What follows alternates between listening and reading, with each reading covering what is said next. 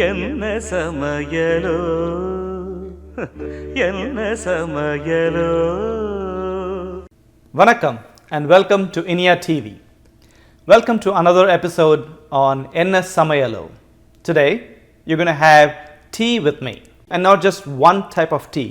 I've selected a few ingredients that is most commonly used in tea preparation in India, South India and Malaysia as well. To begin with, let's see what are the ingredients that I'm going to use for today's tea preparation.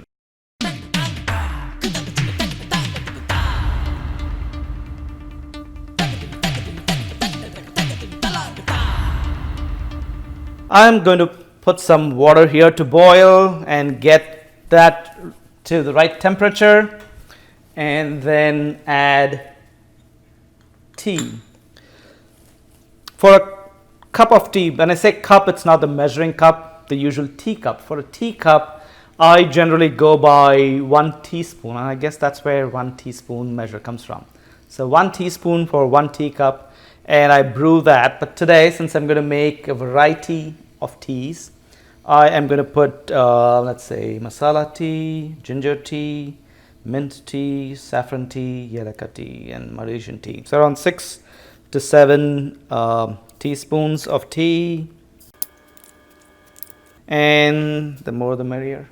So let's do the regular tea with milk, and I'm going to ask Selvi to try this. So here's some milk. I usually go by 1:4. Again, as I said, depends on how strong you want it. And of course, tea has to be sweet. We add sugar to that. And let the rest of the tea keep brewing. And keep this here. Sugar. So now I'm going to add sugar to the regular tea. Use a frother, and the tea now looks better. Foam or the froth on top keeps the temperature of the tea or coffee longer. So it's not just for flavor, it's for maintaining the temperature of the tea and coffee. All right, so I am going to share this with Selvi, and may I invite Selvi to be the victim, volunteer. Make sure you don't spill it on my apron. Usually people wear apron to protect their dress, but I guess I should protect this apron by wearing another apron on top. This is a special apron given by my well-wishers, my students. So, thank you. Yummy. Okay. Is it strong enough? It's perfect. How about the sugar? Is it too much or too little? This is perfect. Okay. But as long as it's strong and you have the right amount of sweetness to your tea, you will not go wrong with tea making. That was regular tea. Now let's get to the next one. Okay. Yelaka tea is basically cardamom that has been ground, or you could just crush them up and add to the tea that's been brewing, and then you would filter it as you just did with milk, or strain the tea to the milk and steamed milk, and then serve it. Okay. The next tea that we're going to work on is the masala tea. I prefer to grind my own masalas for my masala tea.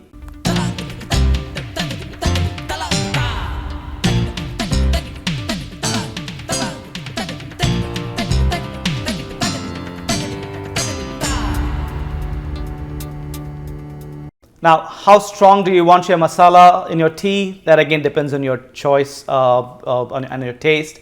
You could either put the masala right into the tea as it's brewing so that you get more flavor, get a little stronger, or you could use a tea infuser. You could put them in, close it, and put that and dip and take it as and when you want. If you want it a little stronger, just dip it a little longer. And when I do not want it stronger, just to get the flavor of it, I'll put this masala into the strainer and then pour my tea over it gently and slowly.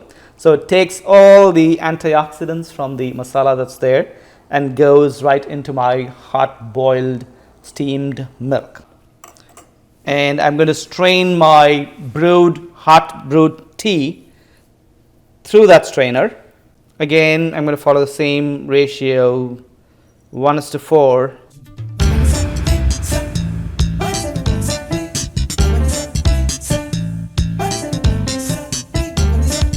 Now I'm going to add some sugar and then froth it. So that's masala tea for you. Let me know if the sugar is right and the amount of or the strength of masala is okay. Oh, the masala is perfect. The perfect blend. It's not too strong or not too light. As I said, your choice will rule here. If you want more cinnamony tea, put the cinnamon a pinch more than the rest. Now, to my regular tea, if I put a pinch of saffron, that becomes saffron tea. So you add just 1 or 2 hair strands of saffron, that should be enough to flavor a cup of tea. And the best way to do that is to soak it in warm milk for a while. It brings the real flavor, and then you infuse it with your tea. Now let's try Malaysian version of tea. The tea in Malaysia that they make is usually with condensed milk, not the regular milk, but condensed milk. And here again, for a regular teacup, I would go with a tablespoon or more, again depending on the flavor that you want. The hot tea is now going to melt or blend with the creamy condensed milk and bring out the flavor or share the flavor of the tea with the milk. Here goes the tea into the condensed milk. I'm going to froth this up a little more. And I'm going to give the pleasure to Selvi again. How's it? Ooh, this is the best tea that I've ever liked so far. It's very sweet. It has a really strong flavor, and this is great. Now, the last 2 versions are mint tea and ginger tea. Well, the mint tea again, I don't think I have to demonstrate that. When you're making your regular tea, when you're boiling or brewing your tea, all you have to do is just add mint leaves. You can either crush them a little bit so that the flavor gets in, or you could just dunk them in and let them let the flavors seep into your brewed tea. Choice is yours. But I have to talk about ginger tea, and that's what I'm going to do now. For 1 cup of ginger tea, based on the flavor, you can change. I would go with like a 1/4 teaspoon or 1/2 teaspoon. So this is going to be for Selvi and myself. So I'm going to add almost a teaspoon of ginger, and I am going to just let the ginger talk to tea. Okay, so my milk is ready. I am going to strain the tea into my milk there, and those days we did not use any frother. So tea makers, especially in tea stalls or restaurants, they would froth the tea as I just showed, and it goes back and forth. I'm not going to try it here. I don't want to mess the kitchen and then be in trouble with Selvi. And I'm going to call Selvi again to try ginger tea. All right, so that is ginger tea. What do you think? It's really good. It's very refreshing. Well, I think ginger would take credit to that. It just rejuvenates your taste.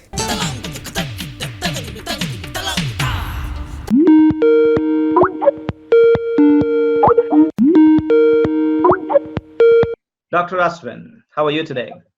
I'm doing good. Good morning to India TV viewers. Good morning, Sushma. Good morning. The recipe that you have for the plain tea, using the 2% milk, the nutritional value, it has insignificant amount of iron and fiber, and they don't have iron either. But what you get is a good amount of calcium, which is about 61 milligrams, and because you're using 2% milk, the fat is also low to 1 gram. Proteins, again, insignificant, about 3 grams. And calories, it has about anywhere between 65 to 70 calories. One of the more common ones is elaichi tea. Everybody likes elaichi in their tea. Elaichi actually is a very good source of fiber, and it also has some amount of protein in it. A cup of elaichi tea has about 110 calories. It has 5 grams of protein, and calcium also goes up a little bit because that's also a good source of calcium. It jumps to about 87 milligrams, and there is 4 grams of fiber. Oh. And believe it or not, though we do think that condensed milk, like you were saying, probably it will increase the nutritional content. Not a huge difference from 67 calories with a 2% milk. Here it's going to go up to about 76 to 80 calories. Fat content is going to go up to 2 grams. Calcium, yes, again, milk, as we all know, it's a good source of calcium. So it does go up a little bit to 90 milligrams. Iron is insignificant. And then when you look at your ginger tea and masala tea, go ahead and enjoy the flavor and not worry about calorie content, and because it doesn't do much. It doesn't change much. All of these spices, they do have, they are all good sources of antioxidants. So yes, without changing or increasing the calorie content, you are increasing the benefits of antioxidants in your tea. So Great. Definitely go for it. There you go. Masala is the way to go. Yes, Ashwin, we're talking about ginger tea here. Ginger, when I add fresh ground ginger, or like a paste, I just take it to a teaspoon and put it in my milk. The milk property is changing. Would you throw some light on that?